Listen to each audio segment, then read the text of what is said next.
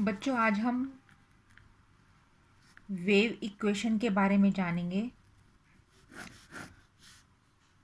तो इसमें wave equation है, हमारे सिलेबस में 1 डायमेंशनल वेव इक्वेशन और 3 डायमेंशनल वेव इक्वेशन का स्टडी करना है। सो 1 डायमेंशनल वेव इक्वेशंस के बारे में हम पहले देख लेते हैं।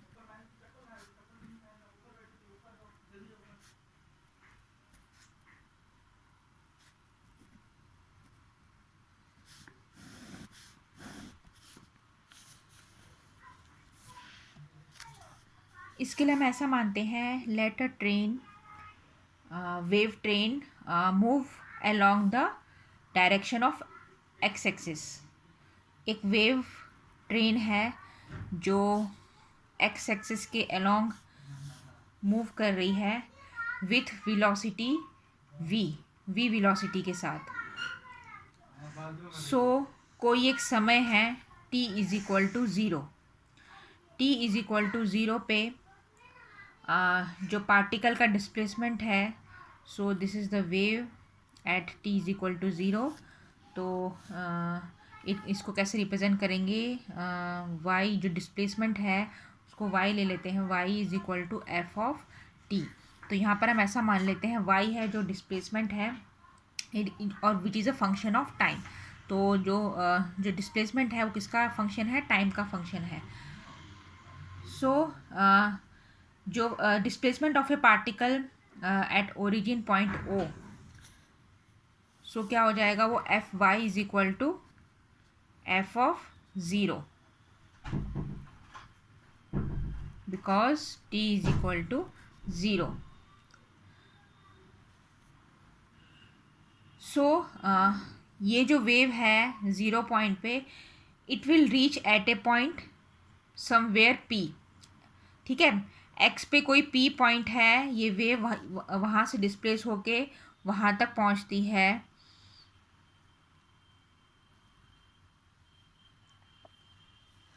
जो कितनी दूरी पे है? एक्स डिस्टेंस पे है from O.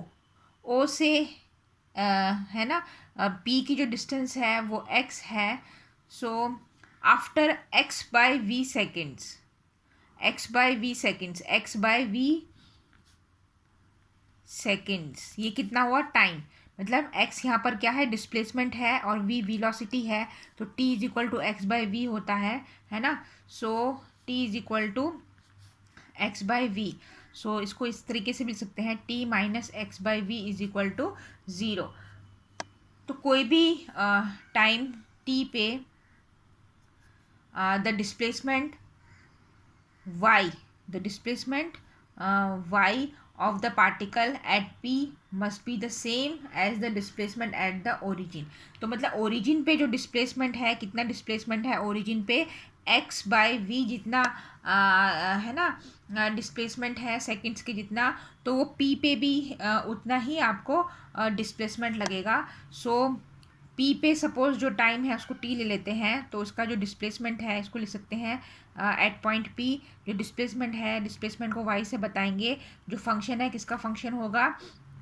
t minus x by v, इसका फंक्शन होगा। किसका फंक्शन होगा? t minus x by v. तो ये जो इक्वेशन है ये क्या बताती है कि जो वेव है travelling along the positive x direction, है ना, विथ कांस्टेंट वेलोसिटी v। जो वेव है वो ट्रैवल कर रही है एक्स डायरेक्शन में, पॉजिटिव एक्स डायरेक्शन में। यहाँ पर ये दोनों एक्स है, ये आपको थोड़ा डिफ्रेंशिएट करने हैं। ये एक्स एक्सिस वाला एक्स है तो इसको थोड़ा बड़ा लिखना है, और ये है ना, ये स्मॉल लिखना है, डिस्टेंस बिटवीन ओ और पी। तो ये जो हमें इक्वेशन मिली है y is equal to f t minus x by v, ये जो इक्वेशन है it gives the wave equation which is travelling along positive x direction, है ना, विथ ए कांस्टेंट वेलोसिटी। इसमें जो फंक्शन f है वो क्या डिटरमाइन, उससे हम क्या डिटरमाइन कर सकते हैं? Determine the shape and size of the wave.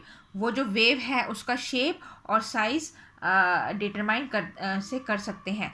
तो इसी तरीके से the equation of A wave moving along the negative x direction, तो ये पॉजिटिव था, तो अगर नेगेटिव एक्स डायरेक्शन होगा तो इसमें क्या हो जाएगा? डिस्प्लेसमेंट वाई है और फंक्शन को जी ले लेते हैं। पॉजिटिव के लिए एफ, पॉजिटिव वेव डिस्प्लेसमेंट के लिए एफ फंक्शन ले लेते हैं और नेगेटिव जो डिस्प्लेसमेंट है उसका फंक्शन जी ले लेते हैं। टी प्लस यहाँ पर क्या हो जाएगा, प्लस एक्स बाय वी, क्योंकि यहाँ पर जो टाइम है नेगेटिव के लिए क्या हो जाएगा, t is equal to minus x by v, तो उसको इधर ले लेंगे तो हो जाएगा t plus x by v. So the displacement is a function of t plus x by v जब वेव है वो नेगेटिव एक्स डायरेक्शन के लिए जा रही है। तो जो जर्नल इक्वेशन है ना, ये तो पॉजिटिव एक्स डायरेक्शन का डिस्प्लेसमेंट है, ये नेगेटिव एक्स डायरेक्शन का डिस्प्लेसमेंट है। सो द जर्नल इक्वेशन है वेव की जो एक्स डायरेक्शन के अलॉन्ग मूव कर रही है, सो उसको हम लिख लेंगे डिस्प्लेसमेंट।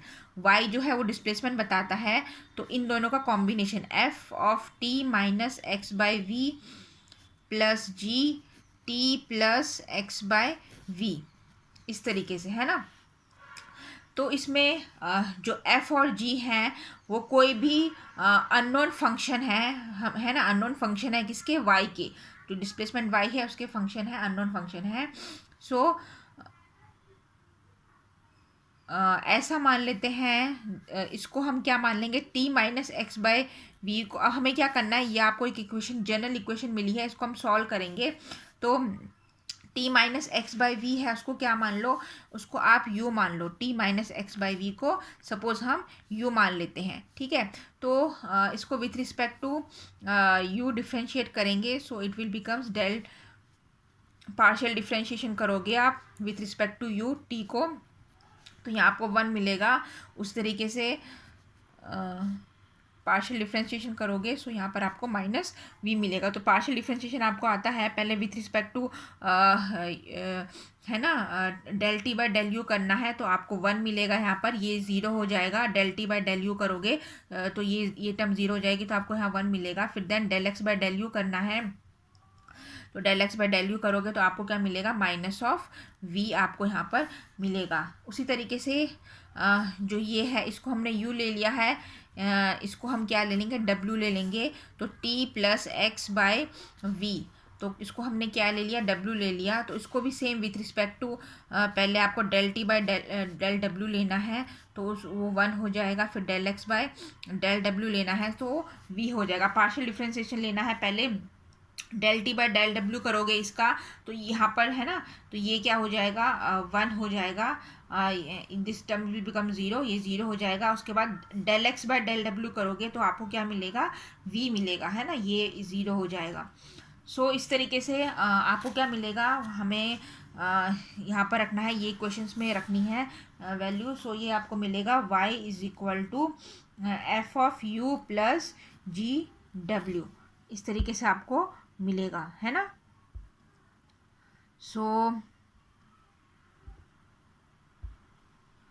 यहाँ पर मिलेगा y is equal to F of u plus g डब्ल्यू, इस तरीके से आपको मिलेगी इक्वेशन। कौन सी वाली, ये वाली जो इक्वेशन है वो, इसको इस तरीके से लिख सकते हैं, f Y is equal to F of u plus g डब्ल्यू। अब क्या करना है, इसको नाम दे देते हैं इक्वेशंस को।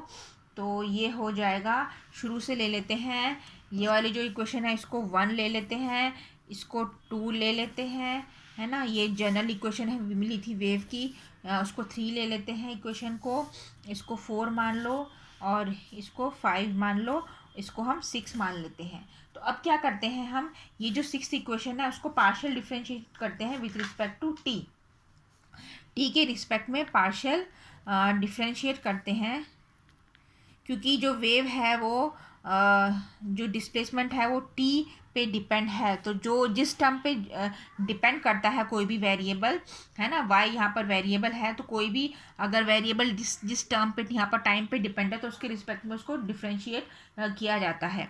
Partial differentiation means how displacement will change with respect to time के रिस्पेक्ट में डिस्प्लेसमेंट कितना चेंज हो रहा है वो उसको पार्शियल डिफ्रेंशिएट से बता सकते हैं। तो इसका हम पार्शियल डिफ्रेंशिएशन करेंगे, तो del Y by del t, ये क्या हो जाएगा, del f of you upon del u dot del u by del t. तो है ना, तो ये एफ ऑफ यू है, इसका पार्शियल डिफरेंशिएशन करोगे आपको मिलेगा del f of u by del u dot, फिर ये जो u वाली टर्म है उसका भी डिफ्रेंशिएशन होगा, तो dot del u by del t. इसी तरीके से g ऑफ ओमेगा, सो यहाँ पर मिलेगा डेल g w, ओमेगा नहीं है सॉरी w है, w अपॉन डेल w, फिर इसको del w by del t, जो ब्रैकेट वाली टर्म है उसको इस तरीके से लिखना है। अब इसमें जो ये फोर्थ और फिफ्थ इक्वेशन थी यहाँ पर, है ना, उसको हमें लेना है। तो ये क्या हो जाएगा यहाँ पर,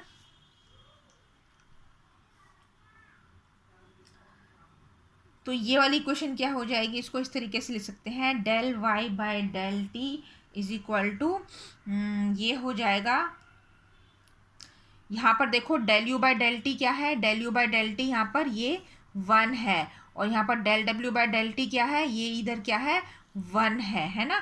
तो ये हम इसमें रख देंगे, तो हम 1 रख देंगे, तो हमें मिलेगा del f u by del u partial differentiation, और इसका बाय डब्ल्यू, है ना, इस तरीके से हमें मिलेगी। सो इसको दोबारा हमें डिफ्रेंशिएशन करना है, क्योंकि हमें हमें क्या चाहिए, हमें वेव की इक्वेशन ऑब्टेन करनी है। तो कोई भी स्क्वायरिंग टर्म में पार्शियल डिफ्रेंशिएशन होता है, so it will give you the more information, वो आपको ज़्यादा इंफॉर्मेटिव इंफॉर्मेशन देता है, ठीक है। तो वो मैं आपको आगे बताऊंगी कि हम दोबारा इसमें डिफ्रेंशिएशन करेंगे। सो इसमें हम इसको दोबारा अगेन डिफ्रेंशिएट करेंगे, तो जो लास्ट वाली टर्म थी उसको अगेन डिफ्रेंशिएशन करोगे तो हमें मिलेगा del square by del T square is equal to del square F of you upon del U square plus del square G W upon del W square, इस तरीके से हमें मिलेगा। सो इसको देते हैं हम इक्वेशन नंबर 7। अब हम क्या करेंगे, जो इक्वेशन नंबर 6 थी, इक्वेशन नंबर 6 क्या थी, ये वाली y is equal to F of u plus g of डब्ल्यू, इसे हम क्या करेंगे, इसे हम 2 बार पार्शियल डिफ्रेंशिएशन करेंगे विथ रिस्पेक्ट टू x के रिस्पेक्ट में इसको 2 बार पार्शियल डिफ्रेंशिएशन करोगे तो आपको क्या मिलेगा, ये मिलेगा x के रिस्पेक्ट में करना है, बिकॉज जो डिस्प्लेसमेंट है वो एक तो टाइम पे भी डिपेंड करेगा, दूसरा x डायरेक्शन में वेव डिस्प्लेस कर रही है, so it also depends upon the direction. तो डायरेक्शन के रिस्पेक्ट में इसको डिफ्रेंशिएट करेंगे, तो del square Y by del x square is equal to, हमें मिलेगा इसका भी del square F of you upon del U square plus del square G W upon del W square. अब यहाँ पर जो है इसका भी डिफ्रेंशिएशन होगा, सो दिस विल बिकम, ये हो जाएगा 1 अपॉन वी स्क्वायर, यहाँ पर ले लेते हैं। सो 1 अपॉन वी स्क्वायर, मतलब इसको जो इनका जो u और w का जो डिफ्रेंशिएशन होगा उसको, है ना, उसको हम ले लेंगे 1 अपॉन, उसको हम वी स्क्वायर हमने कंसीडर कर लिया है, तो यहाँ पर ये आपको मिलेगा इस तरीके से। सो यहाँ पर ये 7th इक्वेशन है, ये इस तरीके से 8th इक्वेशन है। सो हमें मिलेगा डेल, इसको कंपेयर करना है आपको, तो कंपेयर करोगे तो इसमें देखोगे दिस टर्म विल सेम, ये दोनों टर्म क्या है, सेम है, तो इसको इधर ले लेंगे तो ये दोनों टर्म भी क्या हो जाएंगी, सेम हो जाएगी, मतलब राइट हैंड साइड वाली टर्म सेम है तो लेफ्ट हैंड साइड वाली टर्म भी सेम हो जाएगी। तो यहाँ पर वी स्क्वायर का आपको ध्यान देना है, वी स्क्वायर आपको क्यों मिला, कैसे मिलेगा, जब आप पार्शियल डिफ्रेंशिएशन करोगे इसका तो एक बार एफ ऑफ यू का होगा, देन अगेन यू का भी डिफ्रेंशिएशन होगा, यहाँ पर यू का होगा, यहाँ पर डब्ल्यू का होगा, ठीक है। सो वो जो टर्म जो मिलेगी उसको हमने वी स्क्वायर यहाँ पर ले लिया है। सो इसको इस तरीके से लिख सकते हैं, del square y upon del T square is equal to v square del square y upon del x square. तो कंपेयर किया है हमने, 7 और 8th इक्वेशन थी उसको कंपेयर किया है, तो हमें ये मिलेगा, ये जो है this is the general differential equation for a 1 dimensional wave. जो 1 डायमेंशनल वेव है उसकी जर्नल इक्वेशन आपको मिलेगी, है ये 1 डायमेंशनल वेव की जर्नल इक्वेशन। सो ये इक्वेशन 9 है, del square Y by del T square is equal to v square del square Y by del x square. ये जनरल इक्वेशन है वन डायमेंशन वेव की। सो इसे कैसे, ये इसको कैसे लिख सकते हैं? This is nothing but the del square y upon del T square. क्या है यहाँ पर? वाई डिस्प्लेसमेंट है ना। सो ये हो गया acceleration, acceleration of the particle at any point. So this is the acceleration of the particle हो गया। और ये वेव की वेलोसिटी है, जो v है वो क्या है? वेव की वेलोसिटी है। और ये है radius of curvature of the displacement curve at the point.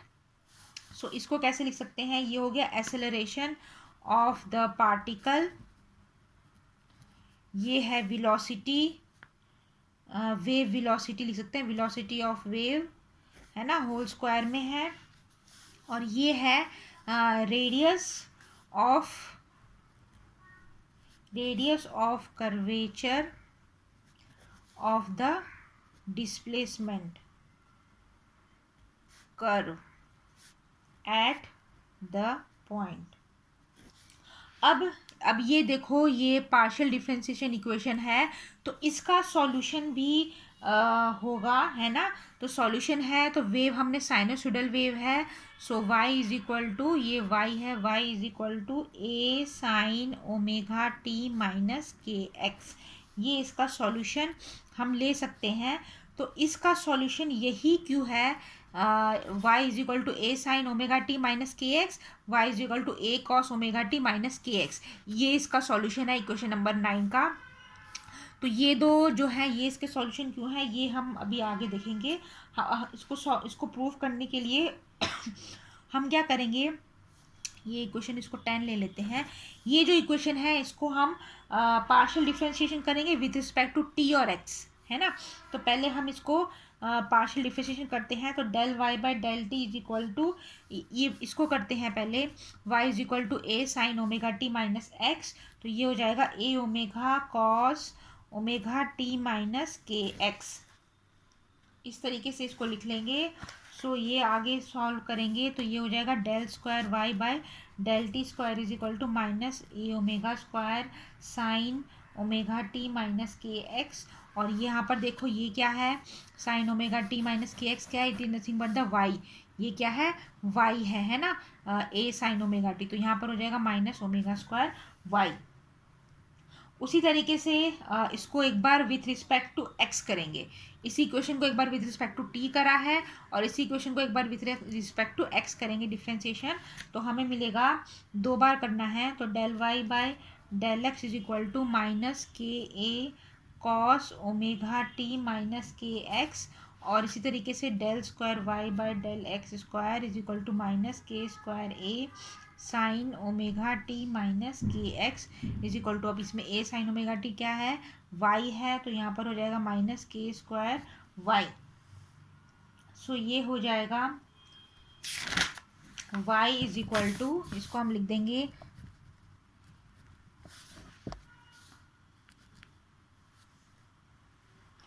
तो ये हो जाएगा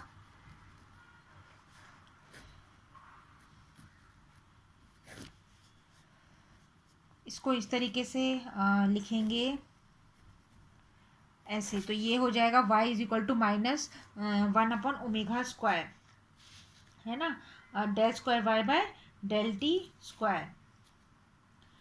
इस तरीके से इसको लिख दिया। तो इसको रीराइट करेंगे तो ये हो जाएगा del square y by del T square is equal to omega square upon K square del square y by del x square. So इसमें ओमेगा बाई के क्या है? Omega by K is equal to 2 pi N upon 2 pi by lambda is equal to N lambda nu. So we ले लेते हैं, इसको we ले लेते हैं, है ना। सो एन लैम्डा है तो इसको वी ले लेते हैं। सो इट बिकम्स, ये हो जाएगा del square Y by del T square is equal to v square del square Y by del t del x square. तो हमारी जो मेन इक्वेशन थी वही हमें मिली है।